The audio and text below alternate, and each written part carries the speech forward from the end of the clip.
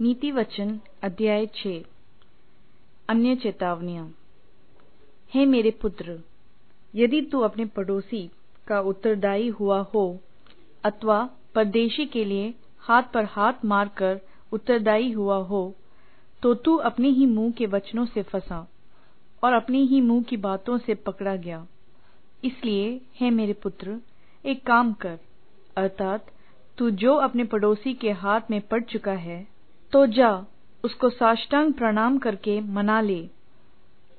तू न तो अपनी आंखों में नींद और न अपनी पलकों में झपकी आने दे, और अपने आप को हरनी के समान शिकारी के हाथ से और चिड़िया के समान चिड़ीमार के हाथ से छुड़ा। हे आलसी, चींटियों के पास जा, उनके काम पर ध्यान दे और बुद्धिमान हो।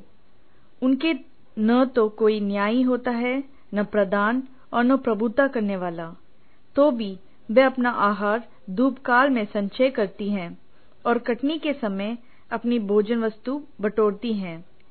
हे आलसी, तू कब तक सोता रहेगा? तेरी नींद कब टूटेगी? कुछ और सो लेना, थोड़ी सी नींद, एक और झपकी, थोड़ा और छाती पर हाथ रख के लेटे रहना। तब तेरा कंगालपन राह के लुटेरे के समान और तेरी घटी हथियार बंद के समान आ पड़ेगी। ओछे और अनर्थकारी को देखो, वह टेढ़ी टेढ़ी बातें बकता फिरता है। वह नैन से सैन और पांव से इशारा और अपनी अंगुलियों से संकेत करता है।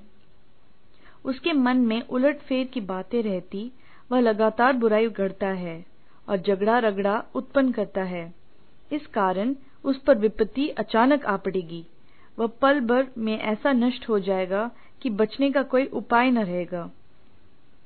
6 वस्तुओं से यहोवा बैर रखता है, वरन 7 हैं जिनसे उसको घृणा है, अर्थात घमंड से चढ़ी हुई आंखें, झूठ बोलने वाली जीभ और निर्दोष का लहू बहाने वाले हाथ, अनर्थ कल्पना गढ़ने वाले मन, बुराई करने को वेग दौड़ने वाला पांव, झूठ बोलने वाला साक्षी और भाइयों के बीच में झगड़ा उत्पन्न करने वाला मनुष्य।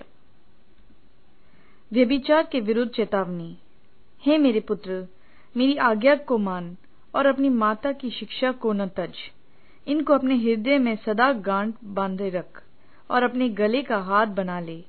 वह तेरे चलने में तेरी अगुवाई और सोते समय तेरी रक्षा और जागते समय तुझसे बातें करेंगे।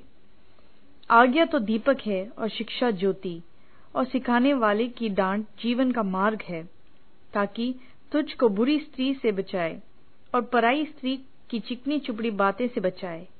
उसकी सुंदरता देखकर अपने मन में उसकी अभिलाषा न कर, वह तुझे अपने कटाक्ष से फंसाने न पाए, क्योंकि वैश्यगमन के कारण मनुष्य टुकड़ों का भिखारी हो जाता है, परंतु व्यभिचारिणी अनमोल जीवन का आहेर कर लेती है। क्या हो सकता है कि कोई अपनी छाती पर आग रख ले और उसके कपड़े न जले? क्या हो सकता है कि कोई अंगारे पर चले और उसके पांव न झुलसे? जो पराई स्त्री के पास जाता है, उसकी दशा ऐसी है, वरन जो कोई उसको छुएगा वह दंड से न बचेगा। जो चोर भूख के मारे अपना पेट भरने के लिए चोरी करें, उसको तो लोग तुच्छ नहीं जानते, तो भी यदि वह पकड़ा जाए तो उसको 7 गुना भर देना पड़ेगा, वरन अपने घर का सारा दंड देना पड़ेगा। परंतु जो परस्त्री गमन करता है वह निर्बुद्ध है।